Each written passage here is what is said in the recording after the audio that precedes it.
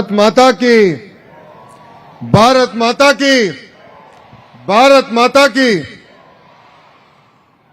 అందరికీ స్వాతంత్ర దినోత్సవ శుభాకాంక్షలు. ఈరోజు దేశమంతా ఒక పండుగ. కులం లేదు, మతం లేదు, ప్రాంతం లేరు, అందరూ కలిసి జరుపుకున్న ఒకే ఒక పండుగ మన జెండా పండుగ. ఈరోజు దేశం మొత్తం జాతీయ జెండా గర్వంగా ఎగురుతుంది. ఆ జెండా మనందరికీ గుండె చొప్పు లాంటిది. జెండా పండుగ నాకు ఒక పర్సనల్ ఎమోషన్. ఇక్కడికి నేను వచ్చినప్పుడు పిల్లలు చూసిన తర్వాత నాకు కూడా నా స్కూల్ రోజులు గుర్తొచ్చినాయి. ఇండిపెండెన్స్ డే వస్తుందనగా స్కూల్లో హడావుడి ఉండేది. మేమందరం మిత్రులు కలిసి మా క్లాస్ రూమ్ని, స్కూల్ని బాగా అలంకరణ చేసేవాళ్ళం. స్కూల్లో పెట్టే కాంపిటీషన్ కోసం స్వాతంత్ర సమరయోధుల చరిత్రను ఏకంగా చదువుకుని ఆ కాంపిటీషన్లో కూడా మేమందరం పాల్గొనేవాళ్ళం. ఫైనల్గా ఎవరైనా గెస్ట్ వచ్చి మన జాతీయ జెండా ఎగిరేసినప్పుడు మా అందరికీ గూస్ బంప్స్ వచ్చేది. జనగణ మనకు ఒక మాటలో చెప్పాలంటే జాతీయ జెండా ఎగురటం చూసినప్పుడు చాలా గర్వంగా ఉంటుంది. ఆ మూమెంట్ ఈరోజు మళ్ళీ నాకు గుర్తొచ్చింది. మన గౌరవ ప్రధాని నరేంద్ర మోడీ గారు ప్రతి ఇంటిపై జాతీయ జెండా ఎగిరేయాలని పిలిపించారు. ప్రతి ఇంటిపైనే కాదు, ఈరోజు ప్రతి భారతీయుడి గుండెల్లో జాతీయ జెండా ఎగురుతుంది. ఎంతో మంది వీరుల ప్రాణ త్యాగం మన స్వాతంత్రం. చేతిలో ఆయుధం లేకపోయినా అహింస మార్గంగా ఎంచుకుని స్వాతంత్రం సాధించింది మహాత్మా గాంధీ గారు. కత్తిబట్టి స్వాతంత్రం కోసం పోరాడిన వీర మహిళ రాణి ఝాన్సీ లక్ష్మీబాయి గారు. నాకు రక్తం ఇవ్వండి, మీకు స్వాతంత్రం ఇస్తానంటూ యువత దేశం కోసం పోరాడ చేసింది నేతాజీ సుభాష్ చంద్రబోస్ గారు. కోట్లాది మంది పోరాటం మన స్వేచ్ఛ, లక్షలాది మంది త్యాగం మన స్వాతంత్రం. ఎన్టీఆర్ జిల్లా స్వాతంత్రం వేడుకల్లో పాల్గొంటాం నా అదృష్టం. ఉమ్మడి కృష్ణా జిల్లాకి చెందిన పింగళి వెంకయ్య గారు రూపొందించిన జాతీయ జెండాను ఈరోజు ఎగిరేయటం నాకు ప్రజలిచ్చిన వరంగా భావిస్తున్నా. బ్రిటిష్ వాళ్ళు తుపాకీకి ఎదురుగా నిలబడి ధైర్యం పేరు టంగుటూరి ప్రకాశం పంతులు గారు. రంప రెబెలియన్ పేరుతో బ్రిటిష్ వాళ్లకు నిద్ర లేకుండా చేసింది మన వీరుడు అల్లూరి సీతారామరాజు గారు. ఆగస్టు 15 కేవలం ఒక తేదీ కాదు, మన చరిత్రను గుర్తు చేసే రోజు, మన భవిష్యత్తును నిర్మించే రోజు. 3 రంగుల జెండా మన ఆత్మ గౌరవం. బెజవాడ కనక దుర్గమ్మ ఆశీస్సులు మనకెప్పుడు ఉంటాయి. అదే మనందరికీ కొండంత బలం. ఈ జిల్లాకి ప్రకృతి ఇచ్చిన గొప్ప వరం మన కృష్ణమ్మ. మన సాగు తాగునీటి వరం ప్రకాశం బ్యారేజ్. మన బెజవాడ విద్య కళలకు నిజమైన రాజధాని.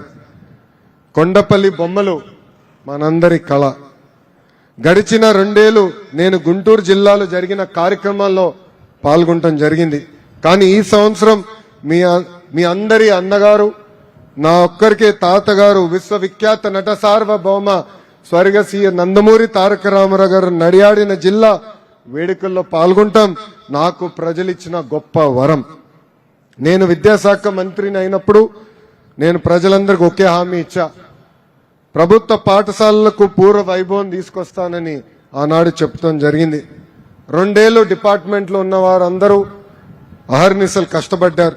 ఇప్పుడు నేను గర్వంగా చెప్తున్నా, భారతదేశ చరిత్రలో ఎప్పుడు జరిగిన విధంగా ప్రైవేట్ పాఠశాలల నుంచి సుమారుగా 1,10,000 మంది విద్యార్థులు ఈరోజు ప్రభుత్వ పాఠశాలలో చేరటం జరిగింది.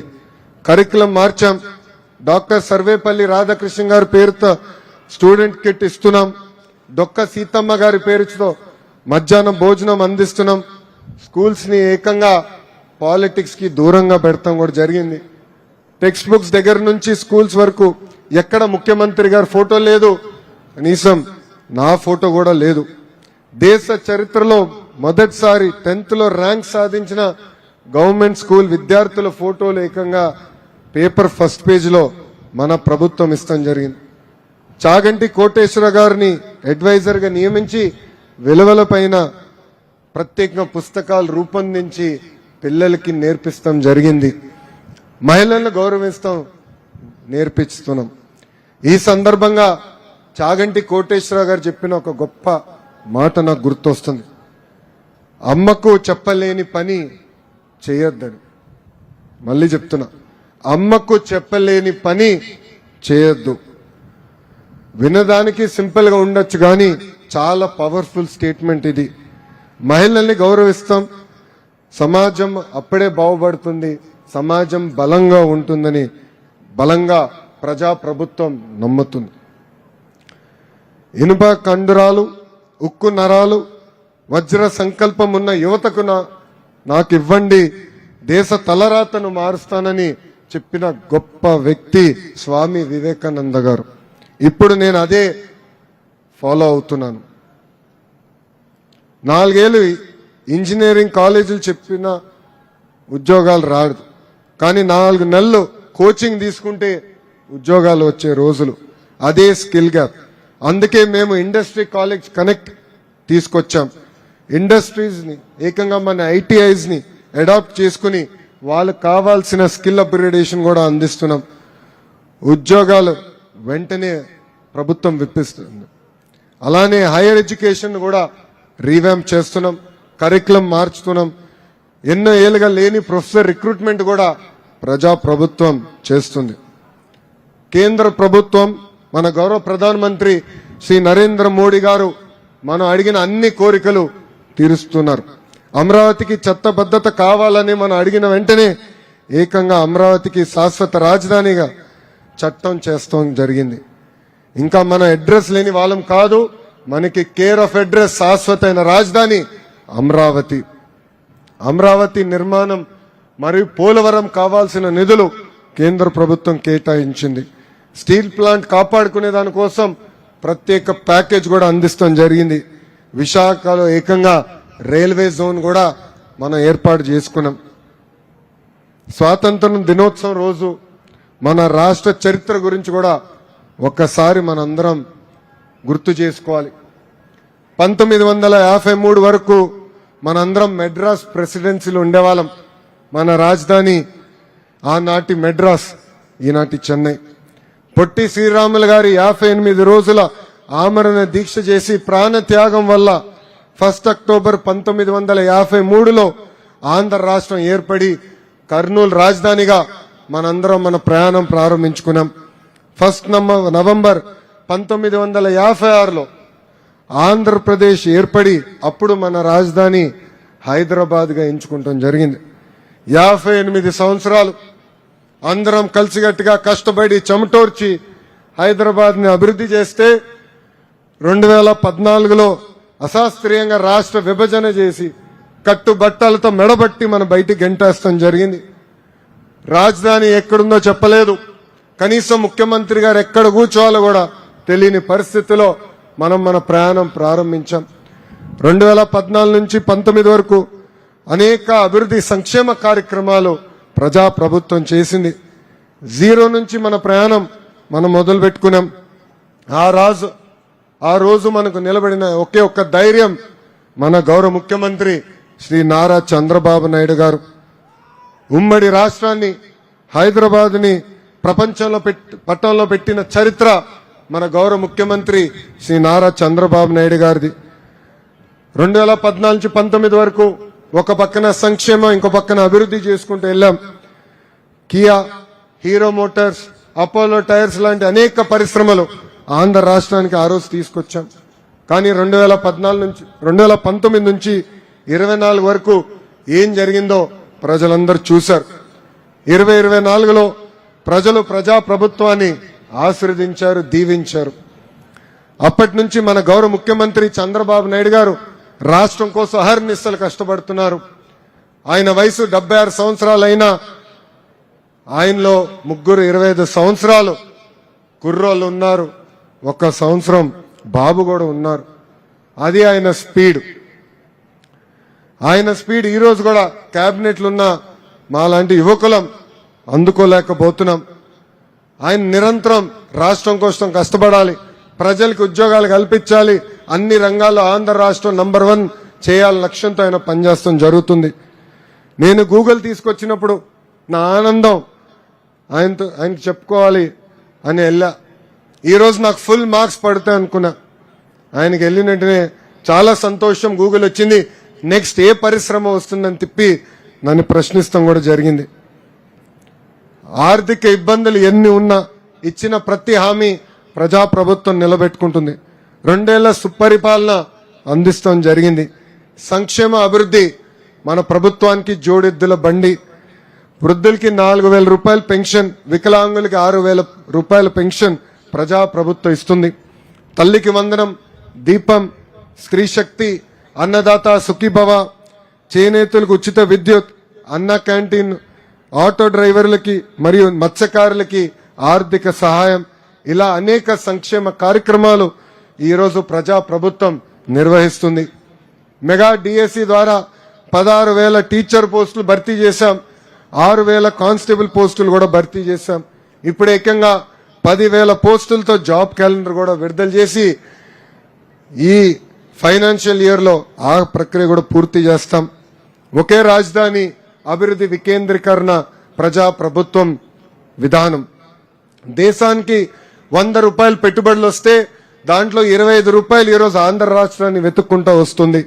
ఒక Google, Arcelor Mittal, jet fighters తయారు చేసే AMCA project, TCS, Infosys, Cognizant, royal Enfield, ఇలా వేలాది మెగా ప్రాజెక్ట్స్ ఆంధ్ర రాష్ట్రానికి చిరునామాగా చేశాం. నేను పాదయాత్రలో మోహన అనే ఒక తల్లిని కలిసా.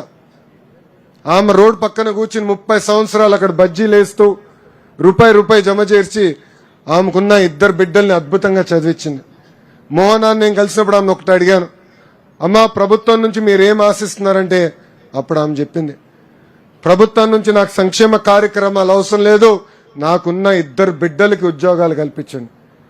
ఆ మాట నుంచే మొదలైన ఆలోచన 5 సంవత్సరాల నిరుద్యోగ యువకులకి 20 లక్షల ఉద్యోగాలు కల్పించాలి లక్ష్యం. ఆ లక్ష్యంతో ఈరోజు ప్రజాప్రభుత్వం పనిచేస్తుంది. ఉద్యోగాలు కల్పిస్తాం మా బాధ్యత, కానీ కష్టపడి పనిచేస్తాం యువత బాధ్యత. దేశభక్తి ఎంత ముఖ్యమో రాష్ట్ర భక్తి కూడా చాలా చాలా అవసరం. మీకు అందరికీ ఒక చిన్న ఉదాహరణ చెప్తా. ఆగస్ట్ 9, 1965లో మలేషియా నుంచి సింగపూర్ విడిపోయింది. ఒక చిన్న మత్స్యకార దేశం ఆనాడు సింగపూర్. మన రాష్ట్రానికి ఉన్న న్యాచురల్ రిసోర్సెస్ కూడా సింగపూర్కి లేవు, కానీ ఒక్క నాయకుడు ఆ దేశ చరిత్ర మార్చేశాడు. ఆ నాయకుడే ఆనాటి ప్రధానమంత్రి లీ క్వాన్ యూ గారు. We will survive, we will build this country ourselves అని లీ క్వాన్ యూ గారు అన్నారు. ఆయన దేశ ప్రజలకి కొన్ని విషయాలు చెప్పారు. Stop blaming others, work harder, stay discipline, think long term, believe in your country, build together. అక్కడి నుంచి ప్రయాణం ప్రారంభిస్తే ఇప్పుడు ఇంత చిన్న రాష్ట్రమైన, చిన్న దేశమైన ఒక డెవలప్ దేశంగా తయారైంది. చిన్న దేశమైన ఏకంగా 20th లార్జెస్ట్ ఎకానమీగా వాళ్ళు తీర్చిదిద్దుకున్నారు. అలాంటి గొప్ప ఆలోచన ఉన్న నాయకత్వం ఈరోజు మన భారతదేశంలో ఆంధ్ర రాష్ట్రంలో ఉంది. కేంద్రంలో ప్రధాని నరేంద్ర మోడీ గారి నాయకత్వం, రాష్ట్రంలో గౌరవ ముఖ్యమంత్రి శ్రీ నరేంద్ర మోడీ గారి నాయకత్వం అహర్నిశలు మన కోసం అందిస్తున్నారు. ఒక చిన్న దేశం ఇంత అద్భుతాలు చేసినంటే మనం ఎంత సాధించుకోగలుగుతామో ఒక్కసారి ఇక్కడున్న యువకులు అందరూ ఆలోచించాల్సిన అవసరం ఉంది. ఇంకెంతకాలం మన పక్క రాష్ట్రాల వైపు చూస్తాం? ఇంకెన్నాళ్ళని ఉద్యోగాలు, ఉపాధి కోసం పక్క రాష్ట్రాల వైపు వెళ్తాం? నేను ఈరోజు ఎప్పుడన్నా హైదరాబాద్కి వెళ్ళినా, ఒక చెన్నై, బెంగళూరుకి వెళ్ళా, వాళ్ళ అభివృద్ధి చెందుతుందే నాలో ఆ అభివృద్ధి కసి పెంచుతుంది. కేవలం ఒక హైదరాబాద్, బెంగళూరు, చెన్నై కాదు, ఒక అమరావతి, ఒక విశాఖపట్నం, ఒక కర్నూలుని అంత అద్భుతంగా అభివృద్ధి చేయాలని నాలో కసి పెంచింది.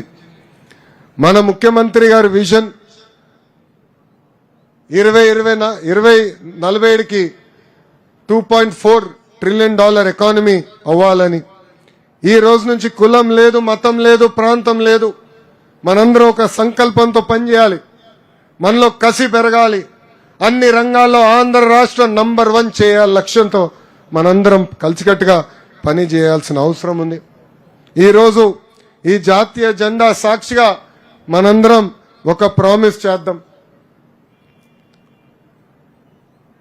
నేను కులం, మతం, ప్రాంతం అతీతంగా రాష్ట్రాన్ని అభివృద్ధి చేస్తాం, రాష్ట్ర అభివృద్ధిలో భాగస్వామ్యం అవుతామని మనందరం ప్రతిజ్ఞ చేయాల్సిన అవసరం ఉంది.